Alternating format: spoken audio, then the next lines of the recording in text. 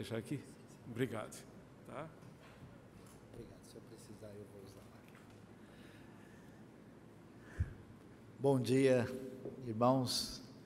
Graça e paz a todos. Muito obrigado, pastor Marcos. Obrigado pelo convite, pela oportunidade de estar com os irmãos aqui nessa igreja tão amada. A gente, depois dessa situação de circunstância de saúde, a gente passa por situações assim que são vales e montanhas. Nesse momento eu estou na montanha, então eu vou transmitir a palavra aqui com os irmãos dessa maneira, esperando aí a bênção de Deus sobre nós. Vamos pensar nesta manhã sobre a palavra misteriosa e poderosa. Eu convido a todos, mesmo assentados, para acompanharem a leitura do Salmo de número 130. Salmo 130, onde nós vamos encontrar aí um cântico de peregrinação, um Shir HaMa'alot, que diz o seguinte: das profundezas clamo a ti, Senhor. Ouve, Senhor, a minha voz, estejam atentos os teus ouvidos às minhas súplicas. Se tu, soberano Senhor, registrasses os pecados, quem escaparia?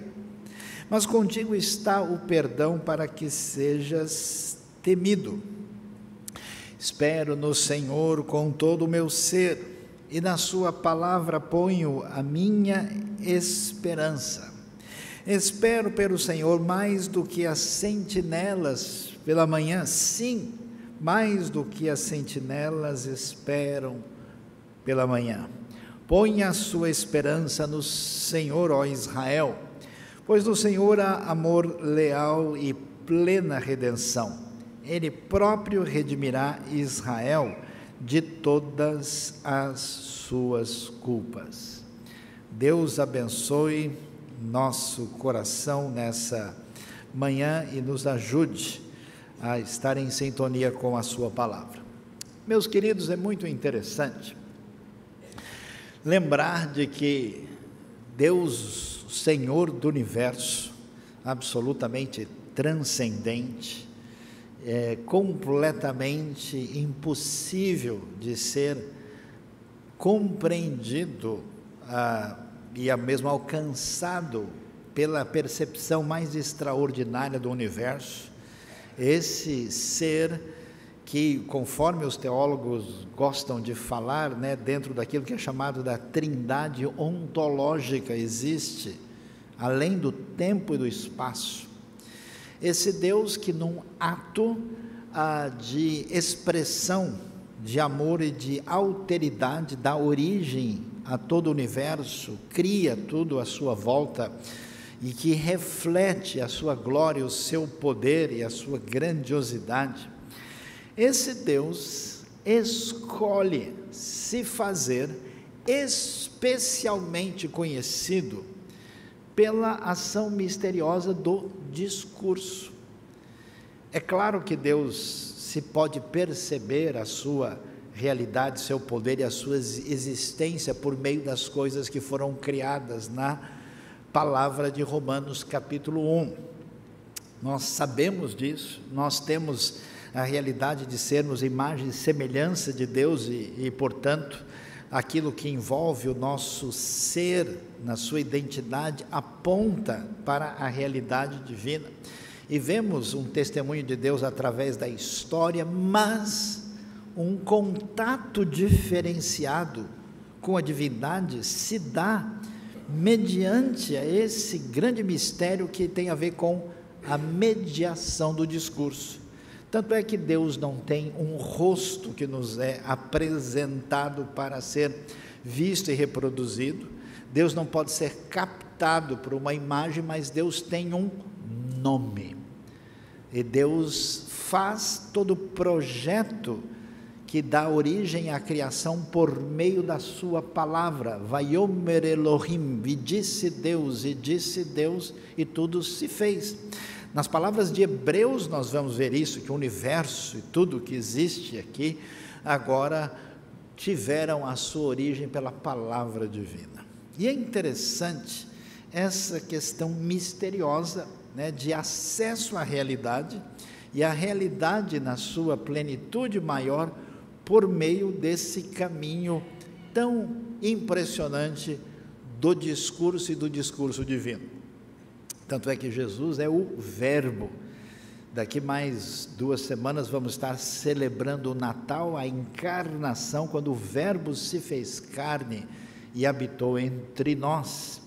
É muito extraordinário pensar sobre isso. Nessa dinâmica de palavras, a palavra divina, que é a razão da criação de todo o universo, a palavra divina que é o fundamento da nova criação, na teologia de 2 Coríntios, que fala, né, Deus que fez resplandecer a luz, agora fez resplandecer a luz em nosso coração, por meio do que envolve a realidade da salvação que chegou em Cristo.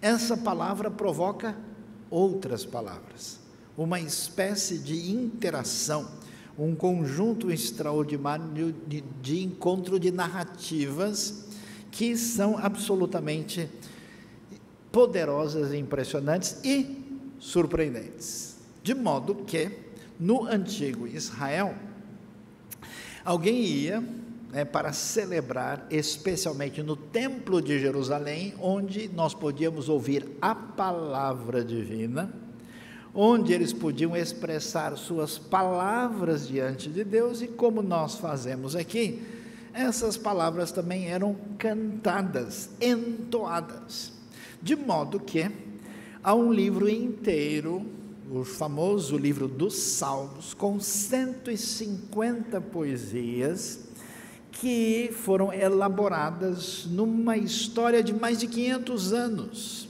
até se formar o saltério completo, desde salmos que, por exemplo, falam da realidade mosaica, como é o Salmo 90, como salmos que foram escritos depois que o povo de Judá voltou do cativeiro. E é interessante que 15 salmos são separados no chamado 5º livro dos Salmos, porque nós temos os livros compostos em épocas distintas e depois reunidos numa ação editorial final, e nós temos aí desde o Salmo 107, o 5º livro, e quando nós chegamos nesses 15 salmos, eles são chamados de Shir HaMa'alot, que é cântico dos degraus, cântico de subida, cântico de peregrinação. E quando é que esses cânticos eram entoados? Quando o povo saía da Galileia, saía do deserto da Judeia, saía dos diversos lugares da terra de Israel, ia a Jerusalém para adorar a Deus no templo, especialmente nas festas, nas quais isso era exigido. 3 vezes por ano vocês deverão comparecer diante de mim, que envolvia a Páscoa, o Pentecoste e a festa dos tabernáculos. E o povo ia e cantava, às vezes na própria caminhada, e cantava também quando chegava a Jerusalém. Isso começa no Salmo 120 e vai até o Salmo 134, e aqui a gente tem o 130, que não apresenta referência de autoria específica. Nem todos os salmos estão associados a Davi, somente 73 tem ligação com Davi dos 150. E aí, quando nós abrimos esse Salmo 130, ele nos surpreende, porque ele diz o quê? Das profundezas clamo a ti, Senhor. Senhor, aqui o nome pessoal de Deus. Ouve, Senhor, aí troca para falar Adonai, no sentido daquele que é o soberano. Ouve, Senhor, a minha voz, estejam atentos os teus ouvidos às minhas súplicas. É interessante observar que, diferentemente do que muita gente imagina, O texto bíblico tem um espaço especial no momento de adoração, no momento de culto, no momento de apresentação da palavra dirigida a Deus, de lamento, choro, dor e sofrimento. Existe uma tendência religiosa, um tanto quanto superficial, que nos afirma que a relação boa com Deus habita apenas no sorriso, no momento agradável, quando tudo parece estar bem. A gente até canta, né? Para viver sorrindo, ter o rosto lindo. A gente tem uma espécie de cristianismo assim, propaganda de creme dental em grande parte do mundo. O curioso é que nós temos em grande parte perdido uma extraordinária teologia do lamento, que coloca a realidade da dor, do sofrimento, dessa experiência difícil que nós temos na vida. A gente não consegue alinhar a nossa interioridade com a realidade à nossa volta, e muito menos com a realidade de tudo aquilo que envolve a esperança da relação com Deus. E a pergunta é: diante desse desalinhamento, diante dessa ansiedade, depressão, dor, desencontro, estranheza que habita o nosso interior em função da experiência inesperada da vida, o que é que a gente faz? A sociedade de hoje não sabe lidar com isso. Por isso que nós temos tanta direção da cultura da alienação, do entorpecente, dos desdobramentos de uma sexualidade doentia, de uma tentativa de conseguir alguma coisa para aliviar a dor. O caminho bíblico é interessante, porque é o caminho de absoluta abertura da parte de Deus, de ouvir o meu grito de dor e de sofrimento. E o Salmos está cheio disso. Os Salmos não trabalham com essa ideia, não, pessoal, está tudo bem, estamos felizes porque Deus é maravilhoso. Não! Ele chega diante de Deus no momento da celebração, quando todo mundo está lá diante de Deus para apresentar a sua dor maior. Existe uma espécie de terapia sagrada das palavras dirigidas ao Senhor da palavra. É uma espécie de santo enfrentamento da realidade a partir do poder extraordinário da palavra. E ele faz isso.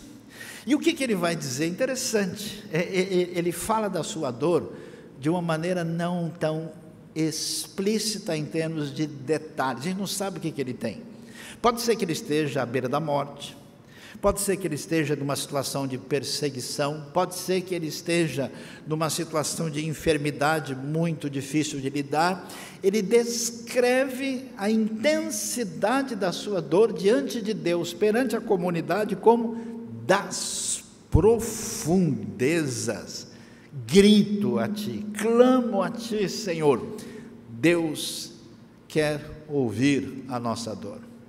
Deus recolhe, há um acolhimento divino em relação ao sofrimento mais incapaz de ser exprimido, de modo que a única coisa que a gente pode dizer é das profundezas. E o que é interessante? Essa estranheza do que a gente enfrenta diante da expectativa do mundo à nossa volta e da realidade de Deus, ela produz a possibilidade da gente fazer um curso especializado, que até hoje eu não vi nenhum seminário do mundo saber dar esse curso, que é o curso de oração. Os irmãos sabem, a oração é a coisa mais estranha que existe nesse mundo, porque ninguém sabe orar. Isso é tão claro que Paulo vai dizer que na hora que a gente vai fazer oração, que rapidamente se degenera numa reza legalista e distoante da conexão com Deus, é necessário que o Espírito interceda, e às vezes faz isso com um gemido inexprimível. Nós não sabemos, o texto diz. Isso é tão forte que os discípulos, quando andavam com Jesus, perceberam que o jeito de orar no mundo pagão e na tradição religiosa farisaica estava muito diferente da de Jesus. E aí ele chega: Senhor, ensina-nos a orar, porque esse negócio é muito diferente. Aí Jesus vai falar sobre o Pai Nosso. Então esse mistério da oração toma lugar diante das palavras doídas do coração. Ah, sim, agora a gente aprende a lição. Oh, coisa boa. Sabe que a oração de crente é um problema, né? Tem gente que a oração é tão mecânica que a pessoa faz a oração igual. Sepultamento, aniversário, culto de missão, é igualzinhos. Meu lugar dos dias, paz para os nossos lares. Você pode orar junto com a pessoa. Um ora no baixo, outro ora no tenor, e dá para orar todo mundo. Faz um coral de oração. Tão repetitiva essa oração é. Tão sem intenção. Mas quando Deus permite esse descompasso que parece ser um grande problema, que mexe com a gente, a oração melhora. Oh, coisa boa. O Ministério Espiritual da Saúde adverte, você pode fazer bem a sua vida. E então ele diz: ouve, Senhor, a minha voz. Ele muda, né? Ele chamou Deus pelo seu nome particular, Yahvé, Yahweh, Yehová, e agora ele chama Deus do seu nome que envolve a sua soberania, Adonai. Ouve a minha voz. Então ele clama a Deus, clama de maneira individual, ele vai para essa relação de proximidade, de se colocar na relação de dependência e de súplica diante de Deus. E é interessante que essa oração, ela ganha uma peculiaridade de intensidade e sagrada repetição no bom sentido da palavra, porque a oração, assim, quando ela não tem muita razão de ser, a gente ora uma vez assim para ver o que vai dar, e depois esquece. Mas quando o negócio está difícil, oh, oração abençoada, ouve, Senhor, a minha voz. Estejam atentos, olha os detalhes, estejam atentos os teus ouvidos às minhas súplicas. Ele não só fala sobre oração, num salmo tão pequeno, não é breve nisso, mas enfatiza a sua súplica e entra numa conexão interpessoal diante de Deus, dizendo: Senhor, estejam atentos os teus ouvidos. Os irmãos sabem que Deus tantas vezes não é imediatista, porque na caminhada da vida Ele quer você, Ele quer o seu coração, e é difícil chamar a sua atenção, porque você é um menino, uma menina desobediente, mal criado. Então Deus, nas circunstâncias que mostram a nossa limitação e finitude, encontra um caminho de receber as suas tão desejadas palavras diante de Deus, palavras de dor, palavras de lamento e palavras de oração. Quando a gente tira a máscara da nossa autossuficiência e independência e chega diante de Deus de verdade, e aí a gente começa a orar mesmo. Mas aí na hora que a gente vai fazer isso, a coisa fica complicada. Por quê? Toda vez que alguém se aproxima de Deus e se volta para Ele, esse sentimento de estranheza a respeito do mundo e da realidade toma conta de nós em relação a Deus também, porque a gente sabe que estamos falando com Todo-Poderoso. Aliás, a oração até é estranha, como informar alguém que já é onisciente, como mobilizar alguém que é absolutamente soberano. Você percebe que o caminho da razão é limitado demais para entender o mistério e o poder da oração. Então a gente chega diante de Deus, na hora que você começa a orar mesmo, você sente aquela coisa dentro de você: peraí, mas é você para orar. Oração mecânica, tudo bem. Oração meramente litúrgica, repetida, a gente faz de boa, mas quando chega na proximidade pessoal, bate uma dúvida no coração, dizendo: você tem a coragem de vir bater na minha porta? Eu te conheço, rapaz, eu vi que você fez semana passada. E você, fulana, acha mesmo que agora você vai chegar aqui chorando e nós vemos a grande luta que envolve a nossa fragilidade de consciência e aquilo que sempre bate no nosso coração. Quer ver que eu estou passando por isso porque eu fiz aquilo? Quantas vezes eu encontro gente assim que é velho de igreja, o sujeito ajudou Noé a enxugar a arca, quase jogou futebol com o Matusalém, o sujeito quase acompanhou o Begby aqui no Trabalho Batista no Brasil, ele fez de tudo. Quando chega um momento difícil, a pessoa sente aquela fragilidade, falando: olha, eu me lembro da que eu fiz com meu filho, com a minha filha, eu me lembro que eu fiz em tal lugar, e há um desestímulo interno que faz com que tanta gente coloque a sua espiritualidade debaixo do tapete, pensando: ó, seja o que Deus quiser, eu não sei mais o que eu devo fazer. Interessante, a sabedoria bíblica é algo para lá de extraordinário, e aqui ele mistura os dois nomes, né, a abreviação do nome de Deus com o nome Adonai junto, e se tu, olha que coisa impressionante, soberano Senhor, registrasse os pecados, quem escaparia? De repente, ele tem aqui uma luz teológica que vem sobre a mente dele, dizendo: espera aí, se eu for fazer a minha oração baseado no que eu sou, no que eu tenho feito, Deus nunca vai ouvir, nem a mim, nem a ninguém.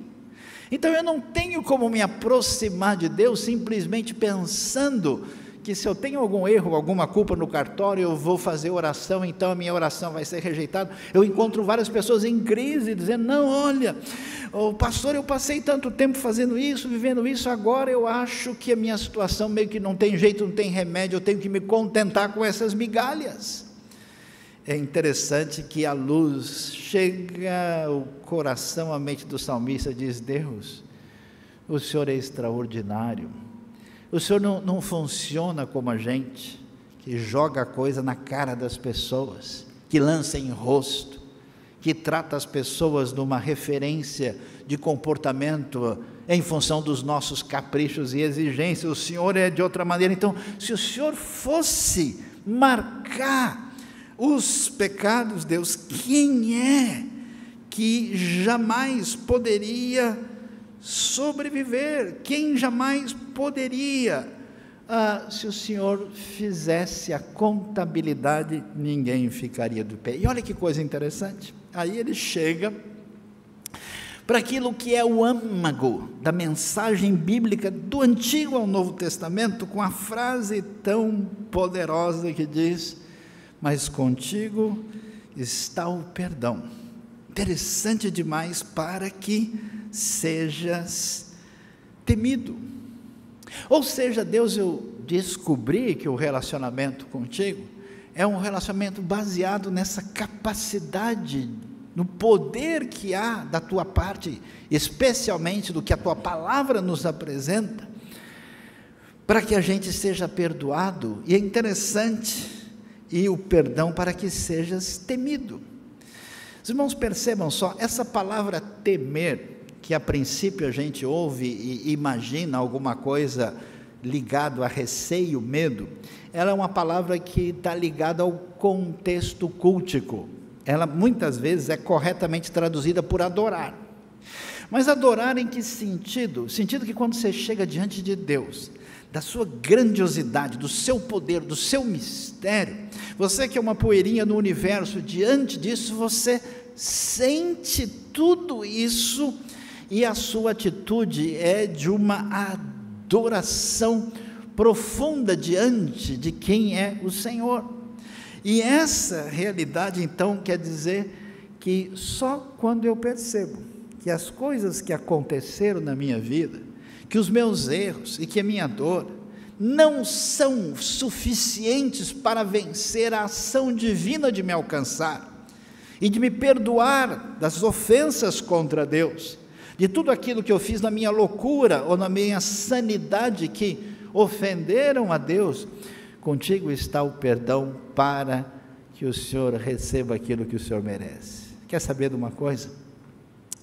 Quem nunca foi perdoado, jamais poderá adorar de verdade. Lembra da história de Davi? Aquela história do recenseamento?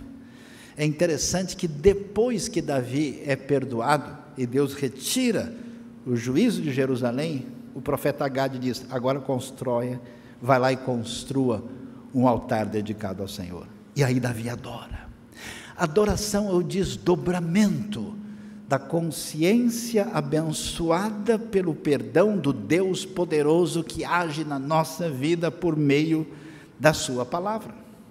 E é interessante como isso se dá, porque o salmista começa gritando, começa prestando atenção à sua dor intensa, daí ele caminha na direção importante da oração devidamente marcada pela sua relação de dependência com Deus.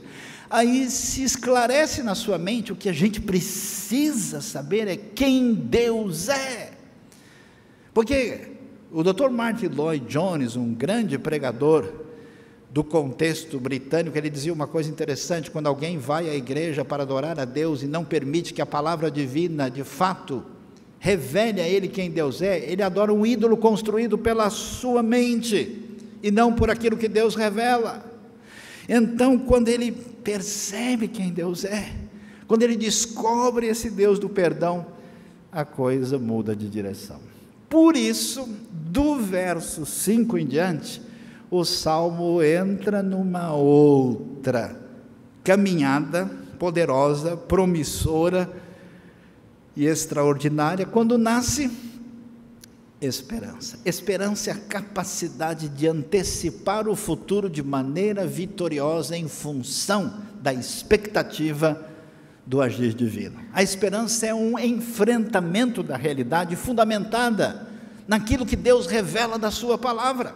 A esperança é uma santa loucura capaz de bater de frente com tudo que há de negativo nesse mundo. A esperança você vê no livro de Apocalipse, quando todo mundo está desesperado, sofrendo, o Império Romano domina, César diz que ele é divino, todo mundo está sofrendo, e Apocalipse diz: o reino desse mundo passou a ser do Senhor e do seu Cristo, e ele reinará para sempre. É impressionante, ninguém é capaz de derrubar a esperança que surge da relação completamente vital, poderosa e misteriosa da revelação de quem Deus é por meio da sua palavra. Por isso o salmista vai: uau, olha que coisa impressionante, espero no Senhor com todo o meu ser. É interessante nós olharmos isso, porque a pergunta para nós hoje é: onde está a nossa esperança?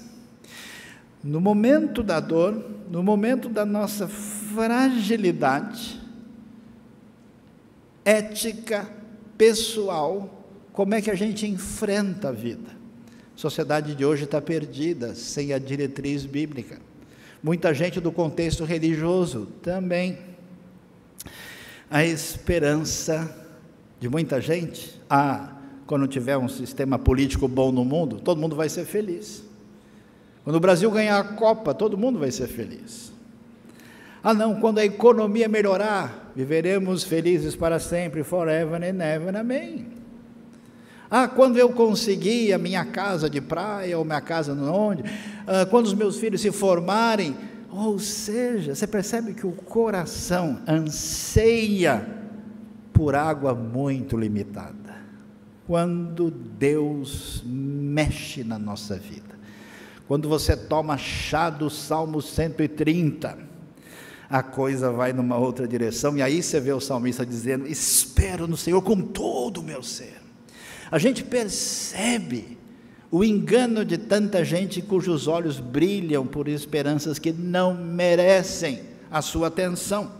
Todo o meu ser, e aí olha que coisa extraordinária, como eu gosto de dizer e repito, olha que coisa mais linda, mais cheia de graça, é o texto que passa para a nossa lição: e na sua palavra ponho a minha esperança. Nessa estrutura literária bonita, o quiasma que é chamado, espero no Senhor todo o meu ser, na sua palavra ponho a minha esperança. O foco é esperança na palavra de Deus. Por que tanta gente não lê a Bíblia? Crentes de tempo de igreja, gente da área de teologia, transfere o poder da Bíblia para um teólogo, um sociólogo, um psicólogo, um filósofo, e cria o seu santo intelectual. Gente que ouve narrativas variadas, você percebe o deslocamento ingênuo da pessoa para construir a sua esperança numa narrativa que se mostrará fragilizada. Salmo 130. Na sua palavra ponho a minha esperança. Interessante, Pedro não levou a sério a palavra de Jesus. Senhor, eu me garanto. Jesus depois encontra Pedro no mar da Galileia, depois, Pedro, é verdade mesmo? Você realmente me ama mais que os outros? Eles estão lá no barco, e quando eles ouvem, sabe que é Jesus, baseado na tua palavra, nós vamos lançar a rede do lado certo. Meu querido irmão, qual é a sua relação real com a palavra divina? Com muita saudade e com gratidão sem fim. Me lembro, conversa com o nosso querido e saudoso Dr. Shedd, irmão Russell Shedd, 85 anos de idade, uma conversa pessoal, ele como se fosse uma criança, dizia, eu estou lendo esse livro aqui, irmão, não conhece? Olha que coisa interessante, que ele fala sobre a criação, parecia um menino que acabou de chegar da sorveteria, e numa satisfação, irmão, o que o irmão acha desse texto? Qual é a sua opinião sobre isso? O irmão já leu isso aqui? E eu pensei, quanta gente eu conheço na minha vida, de 20, 30, 40 anos de idade, que morreu em relação a permitir que a palavra de Deus quebre a sua vida, com poder. E estava aquele catedrático de Bíblia, aos 85 anos, feliz da vida, que descobriu um detalhe a mais, no começo de Gênesis. Deus, que eu passe por uma instabilidade maior, para que as minhas palavras levadas a Ti curem a minha vida, para que eu receba de fato que a Tua palavra tem a dizer. Aí sim a gente encontra gente nesse mundo, que não importa o que venha a acontecer, essa pessoa colocou a sua esperança, e que vê de que jeito, o salmista faz questão de dizer, ele fala que ele põe no Senhor, ele diz que essa esperança se dá na palavra do Senhor, e aí ele diz, espero pelo Senhor mais do que as sentinelas pela manhã, sim, mais do que as sentinelas espero pela manhã. Eu já vi gente que trabalha em hospital assim, e está de plantão, quando vai dando 4 horas da manhã, 5, esse pessoal, o relógio, eles começam a querer quebrar o relógio, porque o relógio não anda mais, né? Pessoas que trabalham noturnamente, gente que fica esperando um avião de madrugada no aeroporto, dá vontade de você virar lá e fazer o relógio andar, porque como você imagina o que é a figura do sentinela esperando o nascer do sol. Esse é o desejo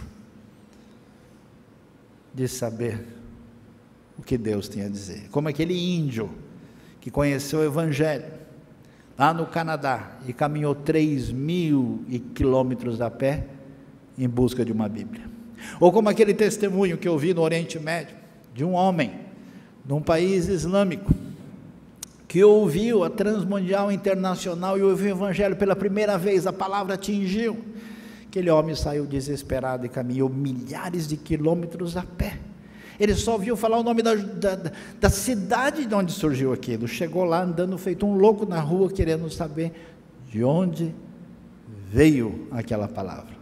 Passou num lugar, viu um nome que tinha a ver com o Evangelho, entrou numa livraria, finalmente o homem disse, eu ouvi essa mensagem, isso mexeu com a minha vida, poder da palavra, ou como aquele terrorista, que queria destruir tudo, e quis se tornar um espião no meio cristão, e arrumou um Novo Testamento, para poder ler e entender, meus queridos irmãos, não passou de Mateus capítulo 7, o poder impressionante da palavra, aquele homem criado para odiar desde o começo da sua vida, quando ele leu: amem os seus inimigos, façam bem aos que os perseguem, a bomba explodiu dentro dele, como se diz, deu ruim, agora não tem mais o que fazer, ele não tinha mais como se livrar da palavra poderosa e misteriosa. E aí, o salmista passa por essa santa terapêutica extraordinária e muda. Quem começou gritando, quem começou clamando e doendo, agora faz o quê? Olha que coisa impressionante, verso 7, põe a sua esperança no Senhor, ó Israel. Agora surge um movimento de alteridade, agora surge uma proposta missiológica, agora surge o interesse de dizer para todo mundo: pessoal, eu descobri, eu achei. A fonte de lidar com a nossa estranheza, com a nossa dor, com a nossa incapacidade espiritual é Deus com o seu perdão revelado na sua palavra. Por isso, Israel, fica tranquilo, ó povo de Deus, coloque a esperança. Sabe por quê? Porque no Senhor há amor leal e há plena redenção. A palavra Hesed, que é traduzida aqui por amor leal, que quer dizer amor, quer dizer misericórdia, quer dizer fidelidade, lealdade, é a palavra que Deus usa para garantir a aliança. Eu jamais abandono o meu povo. Então ele diz: Israel, sabe de uma coisa? Vocês precisam colocar a esperança no Senhor. Sabe por quê? Porque nele sim existe um amor incondicional que sustenta em plena redenção. Por quê? Porque quando está doendo, quando a gente descobre que nem orar a gente não sabe, quando a gente chega diante de Deus e as nossas culpas invadem a nossa espiritualidade, a gente não sabe o que fazer, a ministração da palavra de Deus perdoa, cura e nos leva a ter esperança completa. E o salmista diz algo que é impressionante e chama atenção. Ele termina no verso 8, depois de convocar, de chamar todo mundo a colocar a esperança no Senhor, ele diz uma frase muito forte, que a gente lê e fala: será que é isso mesmo? Ele próprio redimirá Israel de todas as suas culpas. A gente começa a caminhada na fé, eu tenho visto tanta gente com os olhos brilhando, torcendo pelo Evangelho, por Jesus. Passa um tempo, você vê que o brilho do olho da pessoa diminui, depois você vê que ele está empurrando com a barriga, depois ele está pensando assim: eu estou classificado, eu jogo pelo empate, vou esperar terminar isso aqui para eu descansar na vida eterna, que aqui já deu. Essas pessoas estão congestionadas espiritualmente, porque elas não entenderam quem é o Deus da palavra. O salmista passou por isso, ele não sabia lidar com a dor, quando ele descobriu que na verdade, em vez da gente estar atrás de Deus, é Deus que sustenta com seu amor leal, é Deus que perdoa. Ele vai descobrir uma coisa que muita gente até hoje não descobriu. Tantas pessoas têm dito para mim o seguinte: olha, pastor Saião, a gente faz bobagem na vida, faz coisa errada, Deus perdoa, mas as consequências nós vamos aguentar para sempre. Será? Duvido muito, porque se Deus fizesse mesmo a gente carregar completamente as consequências de todas as bobagens que a gente fez, ninguém estaria aqui para ouvir essa mensagem hoje. Quando o salmista descobre que o amor de Deus e o desejo de nos trazer de volta e perdoar é tão intenso, a gente descobre porque ele tem esperança, a gente descobre porque ele mudou, a gente descobre porque ele está dizendo: Israel, põe a esperança no Senhor. Sabe por quê? Porque ele redimirá todas as suas falhas. As pessoas mais impressionantes da Bíblia foram pessoas especiais. O mais sábio, Salomão, foi o que mais fez bobagem e que destruiu a estabilidade do reino. O homem mais sagrado, sumo sacerdote, Arão, ele que fez o bezerro de ouro. E o homem segundo o coração de Deus foi Davi, que dispensa qualquer comentário sobre os seus erros bem conhecidos. Por que que a história bíblica prossegue? Por que que essas pessoas são redimidas? Porque eles perceberam que Deus é aquele que redime e perdoa de maneira completa. A minha pergunta para você é: faz quanto tempo que você está estagnado na sua vida, não bebe da palavra, não grita, nem ora, e talvez tenha a esperança diminuída? Deus abençoe a sua vida, Deus perdoe o seu pecado, Deus perdoe aquilo que incomoda o seu coração, e nos ajude a gente conseguir fazer a oração que envolve a palavra poderosa, misteriosa, tão celebrada no Salmo 130. Feche os seus olhos, vamos orar. Coloque seu coração, a sua vida diante de Deus nessa hora. Deus glorioso, Pai amado, em nome de Jesus, Cordeiro de Deus que tira o pecado do mundo, nós colocamos a nossa vida diante de Ti nesta hora. Pai amado, o Senhor conhece aqui a dor de cada um, o Senhor conhece a limitação na sua caminhada espiritual, o Senhor conhece até mesmo a nossa frágil expressão de esperança. Visita-nos com o poder da Tua palavra poderosa e misteriosa nesta manhã. Ó Deus, aqueles que precisam enxergar esse perdão extraordinário, completo, baseado no Teu amor leal, na Tua graça, abre os caminhos pelo Teu Espírito para que a Tua palavra tenha poder de purificação, de restauração e de vida, e especialmente de esperança nessa manhã. Nós Te louvamos, nós Te agradecemos e pedimos a Tua mão e a ação da Tua palavra sobre nós hoje, em nome de Jesus, amém. Que Deus nos abençoe.